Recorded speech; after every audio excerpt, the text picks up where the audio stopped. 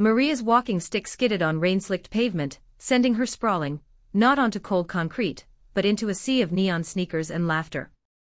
52 and breathless, she blinked up a dozen outstretched hands. Maple Grove Walk Club, their matching windbreakers declared. Yesterday's feud over fence lines and fallen leaves. Forgotten mid-stride. Vibes here ran thicker than Vancouver drizzle. Someone handed back her stick, now flecked with glitter. Why? No one questioned it. Community center banners flapped as packs surged forward. Maria's walking stick skidded on rain-slicked pavement, sending a sharp clack echoing down street, a sound that still haunted her since childhood, like her father's cane tapping impatiently before scolding. 52, she'd sworn never to let clumsiness define her, yet here she was, gripping that polished maple like a lifeline. Vancouver's drizzle blurred her glasses, but not memory of last week's shouting match between Mr. Kim and young Aisha over recycling bins. Community center flyers had promised walks heal more than feet, and Maria, ever skeptic, figured it was worth a hesitant try. She rallied a handful of neighbors, retired teachers, a barista, even Aisha's skateboarding teen, into a ragtag walk club. Their first outing was awkward as mismatched socks, but by third lap around block, stride synced. Maria's stick became less a crutch, more a conductor's baton, tapping rhythm to shared laughter. Mr. Kim joined week 2, grumbling about bunions but keeping pace. Aisha handed him a misdelivered package mid-stride, and just like that, vibes shifted. Maria's deepest fear, that kindness couldn't outshout pettiness, melted like April slush under steady footsteps. By summer their route stretched to shoreline, disputes settled not with words but with worn shoe leather and occasional shared cinnamon bun. That stick, once a relic of shame, now bore nicks from every curb and conflict smoothed over. Maria smirked, imagining her dad's cane gathering dust somewhere. Some legacies were meant to be outwalked. Maria's walking stick skidded on rain-slicked pavement, sending her into an unplanned pirouette that ended with her sitting squarely in a puddle. 52 years young, she groaned, but laughter bubbled up instead. What else could she do? Vancouver's drizzle had a way of humbling even seasoned walkers. As she righted herself, a hand extended toward her, attached to a woman with silver-streaked curls and a grin that crinkled her eyes. Nice moves, stranger said, hoisting woman up with surprising strength.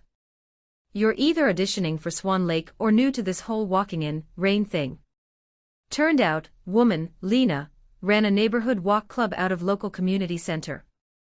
Not just any strolls, but conflict resolution rambles, where feuding neighbors hashed out spats over shared steps instead of shouting over fences. Maria's curiosity prickled. She'd spent months stewing over next door's relentless drum practice and upstairs neighbor's bonsai obsession. Who knew tiny trees required midnight pruning? Maybe walking could do more than strengthen creaky knees. Lena handed her a flyer, its edges damp from weather. We meet Sundays.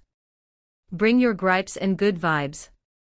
Woman hesitated, but that walking stick of hers, carved by her late father, its grooves worn smooth from years of steadying her, seemed to nudge her forward. Symbol of independence, now maybe a bridge.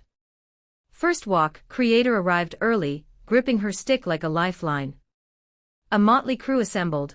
A yoga instructor feuding with a barista over parking spots, twin sisters not speaking since a Scrabble scandal, even a retired postman who'd declared war on someone's aggressively chirpy parrot. Lena paired them up, and off they went, grievances trailing behind like stubborn shadows. By kilometer 3, something shifted. Woman found herself beside bonsai enthusiast, who confessed his pruning was stress relief after losing his job. Next door's drummer. Just a kid saving for college, oblivious to thin walls. Steps turned into stories, irritation into understanding. Maria's stick tapped a rhythm against pavement, no longer just support, it was a conductor's baton, orchestrating connection. Weeks later, club's reputation grew. People showed up with casseroles instead of complaints, trading passive-aggressive notes for shared sunscreen. Woman even convinced parrot hater to feed bird while its owner vacationed. Turns out, he's got a decent singing voice, postman admitted. One drizzly evening, Maria led her own group, Lena waving from sidelines. That walking stick, once a solitary aid, now pointed way forward, literally, metaphorically. Vancouver's rain kept falling, but sidewalks buzzed with something warmer than sunshine, a neighborhood learning to walk through its troubles, one step at a time. Maria's walking stick skidded on rain-slicked pavement, sending a jolt through her bad knee, same one that had buckled under her last winter. 52 years young, as she liked to remind herself, but her joints had other vibes. Still, she gripped worn handle tighter. This wasn't just about balance. That stick had carved paths through silent standoffs between neighbors, its rhythmic tap a truce flag on morning walks. Vancouver's grey drizzle couldn't dampen her stubborn push toward community center. Inside, fluorescent lights buzzed over a poster for her pet project, Walk It Out, a club where feuding neighbors paced off grudges instead of slinging them. Last week, a spat over fence lines had dissolved into laughter when both parties realized they'd been arguing about 6 inches of petunias. Small victories. But today's challenge loomed heavier. 2 longtime residents, one who blasted opera dawn, another who let her terrier dig up rose beds, had stopped speaking. Maria's first attempt to mediate had ended with someone slamming a door. Doubt gnawed her. Maybe she was just a nosy retiree with a stick. Then she remembered Mrs. Kowalski's tomato seedlings, trampled in last year's feud. Maria had planted new ones herself, leaving them on both porches with a note, shared sun, shared fruit. Simple. Corny. Effective. She adjusted her neon windbreaker, safety first, even if it made her look like a traffic cone, and wrapped her stick against Center's door. Inside, folding chairs waited in a reluctant circle. Half were empty. But Terrier Lady shuffled in, arms crossed. Then, miraculously, Opera Lover, clutching a thermos like a peace offering. Maria hid a grin. Rain pattered against windows as footsteps echoed down hall. Maybe not everyone would walk today. But enough to keep going. Her stick tapped a steady beat on linoleum, marking time, measuring progress, one stubborn step at a time. Maria's walking stick skidded on rain-slicked pavement, sending a spray of droplets onto Mrs. Kowalski's prized hydrangeas. Across street, Mr. Nguyen scowled over his fence, arms crossed.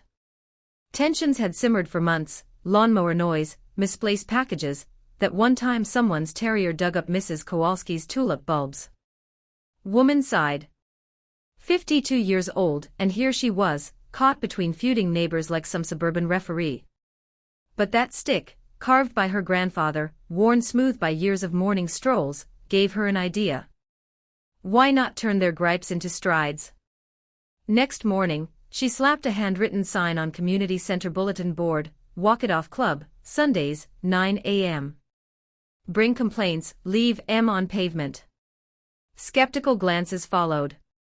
Mrs. Kowalski muttered about nonsense. Mr. Nguyen rolled his eyes.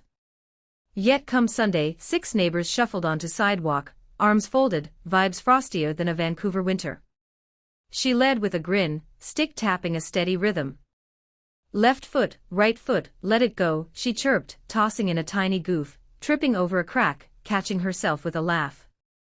By 3rd block, shoulders loosened. By 5th, Mrs. Kowalski admitted Mr. Nguyen's roses were not hideous. He, in turn, confessed her hydrangeas were okay. Then, twist.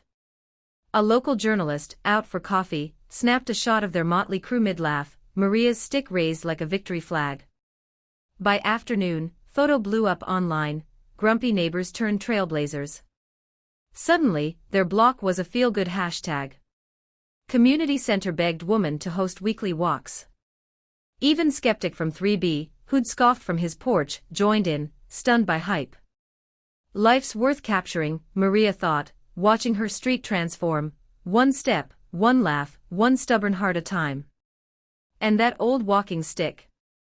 Now a symbol of something fiercer than oak, community, stubborn as roots, bold as pavement pounding underfoot. Maria's walking stick skidded on rain-slicked pavement, sending her into an unplanned pirouette. Laughter bubbled up, 52 years young, and she'd just invented Vancouver stumble. That stick, once just a grip for sore knees, now tapped rhythms of change. Neighbor disputes had festered like forgotten leftovers, parking spats, hedge wars, silent scowls over recycling bins. Maria's fix. A walk club. Not a mediation circle, not a complaint box. Just pavement, fresh air, and side-by-side strides. She called it Stride and Solve, pitching at community center bulletin boards between Zumba flyers. Skeptics came for curiosity, stayed for camaraderie. Odd habits became glue. Mr. Lin always brought mismatched mittens for balance. Teen twins raced ahead but circled back like loyal border collies. Maria's stick, now nicknamed Peace Pole, guided stragglers and punctuated punchlines. One morning, a feud over dog poop dissolved into shared giggles when a rogue squirrel photobombed their group selfie. By summer, sidewalks buzzed with solutions. A retired teacher swapped rose pruning tips with lawn perfectionist. A single mom found babysitters in stride mates. Maria's life, once narrowed by routine, now unfolded like her favorite map, creased, colorful, leading somewhere new. Walk your talk. Solves come step by step.